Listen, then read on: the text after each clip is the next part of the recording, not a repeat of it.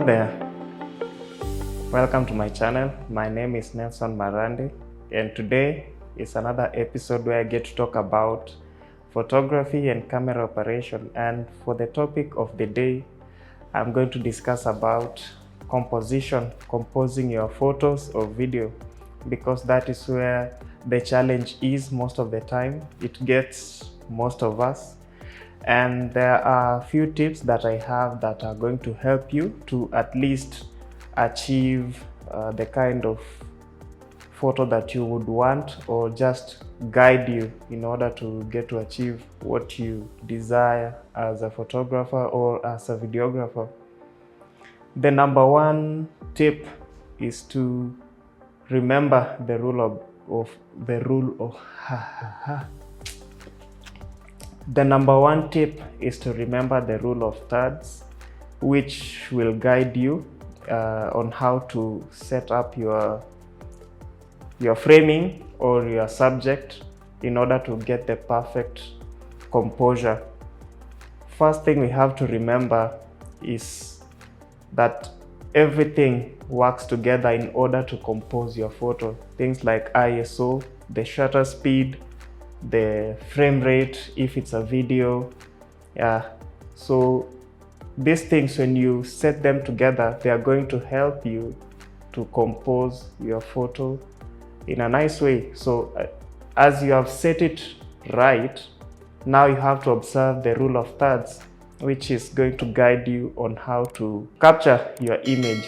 So the rule of thirds, the number one thing you have to remember is the positioning, where you would desire your subject to appear. It's just if you have a DSLR, most of them come with this setting. You can set your camera such that this setting appears on your screen, such that it will guide you where to put or to set your subject in order to capture the way you would want it to appear. So when they were coming up with this idea of the rule of thirds, they thought of the way the eye of a human being perceives things. So when you keep this in mind, these margins are going to guide you in such a way that you are going to present your subject in a way that is appealing to the human eye. So these margins are going to guide you, because there is a setting for every DSLR. If you want it to appear on your screen, it will guide you. But if you have it at the back of your mind, where you want the eyes to appear, let's say an interview like this one, it is going to guide you in order to set the subject. With me being the subject right now, you are going to set up the subject in a way that is more appealing to the human eye. So that's how the human eye perceives things, the way I mentioned in my previous video.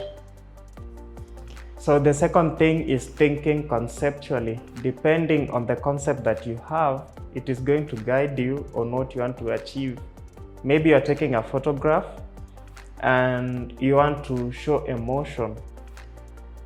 The perfect shot that you'd have to take is a close-up shot to capture the emotions very well, so that when the person sees the photo, they're going to get that feeling like they are in the moment. Even if it's a video, they are going to feel that they are in the moment. So it just depends with what you want to achieve. Also, to show lonely, when someone is lonely, you have to take maybe a wide shot, so that the environment is going to define the emotion or the person, or how the person is feeling. So a wide shot would enable you to show the emotion really well and capture the environment as it appears. Also, remember, as I had said earlier, composition is tied to frame rate, ISO, shutter speed, and aperture.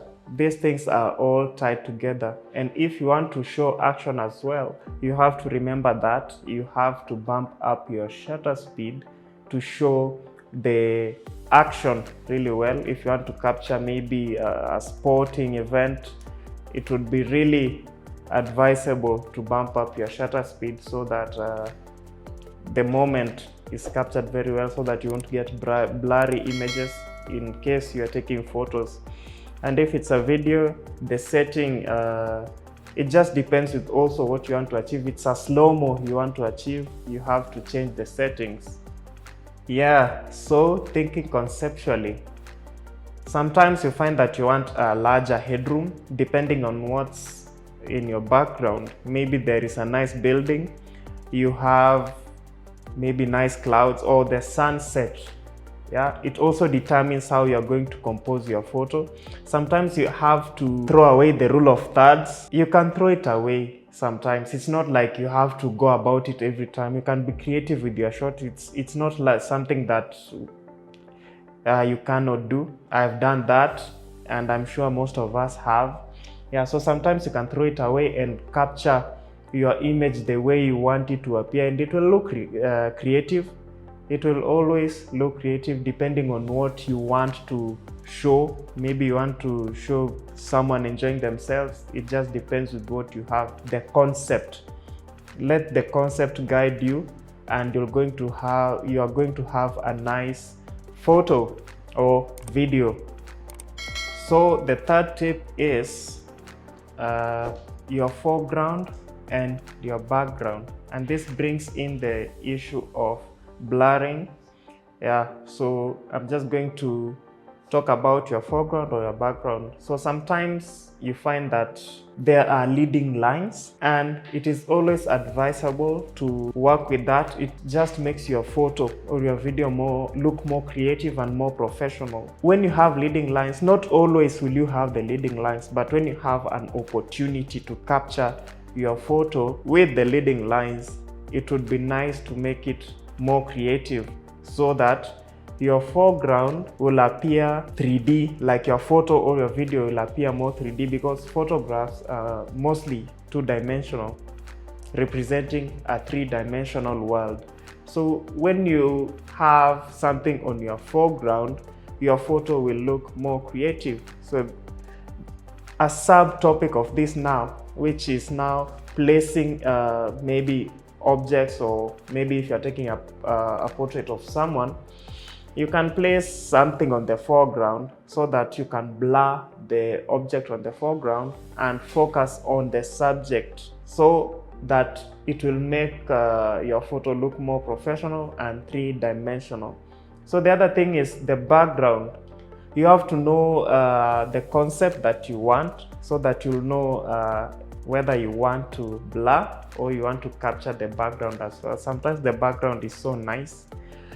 And blurring, sometimes you use it to make someone feel in the moment, so that when someone else sees the photo, the focus is on the subject.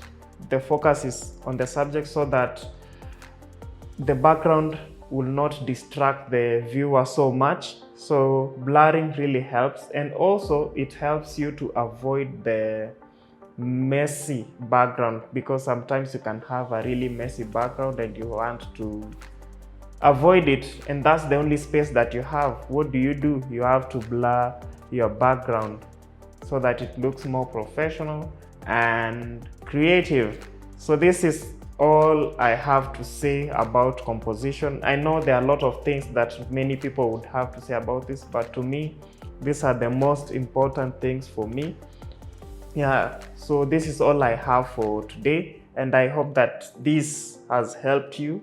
And yeah, thank you for watching.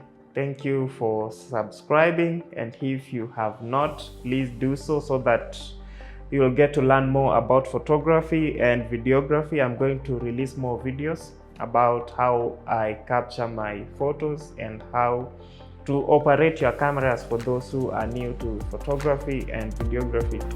So thank you. Bye.